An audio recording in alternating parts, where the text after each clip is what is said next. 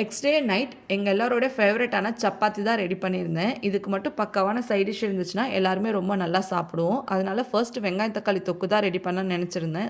சடனாக பார்த்தீங்கன்னா plan change ஆயிடுச்சு. மஷ்ரூம் வந்து 2 டேஸில் எக்ஸ்பயர் ஆகுற மாதிரி இருந்துச்சு. சரி சொல்லிட்டு மஷ்ரூம் கிரேவி தான் ரெடி பண்ணிக்கலான்னுட்டு வெங்காயம், தக்காளிய கட் பண்ணி வச்சுட்டேன். கூட பார்த்தீங்கன்னா ஒரு 4 முந்திரி பருப்பை வந்துட்டு தண்ணி போட்டு ஊற வச்சுட்டேன்.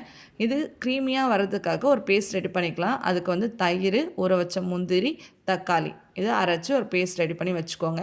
தாளிப்புக்கு பார்த்திங்கன்னா சீரகம் போட்டு வெங்காயம், இஞ்சி பூண்டு பேஸ்ட்டு போட்டு நல்லா வதக்கிக்கோங்க. பச்சை வாசனை போன பிறகு நம்ம அரைச்சி வச்சுருக்கோம் இல்லையா தக்காளி பேஸ்ட், இதையும் ஆட் பண்ணிவிட்டேன். நெக்ஸ்ட்டு நம்ம வச்சுருக்க மஷ்ரூமையும் சேர்த்துட்டு இதுக்கு மசாலா ஆட் பண்ணிக்கலாம். உப்பு, மஞ்சத்தூள், மிளகாய்த்தூள், கரம் மசாலா போட்டு தண்ணி ஊற்றி மூடி வச்சுருங்க. சைட் பை சைடு நான் வந்து என்ன பண்ணேன், சப்பாத்தி போட்டு எடுத்துக்கிட்டேன். ரொம்பவே சூப்பராக இருந்துச்சு இந்த காம்போ. யாருக்கெல்லாம் இந்த காம்போ பிடிக்குன்றவங்க மறக்காமல் கமெண்ட் பண்ணுங்கள். ரொம்ப சூடாக இருந்துச்சு. பார்த்ததும் சாப்பிட்ணும் என்ற ஆர்வத்தில் வந்து கை வச்சா பயங்கரமாக சுட்டுடுச்சு.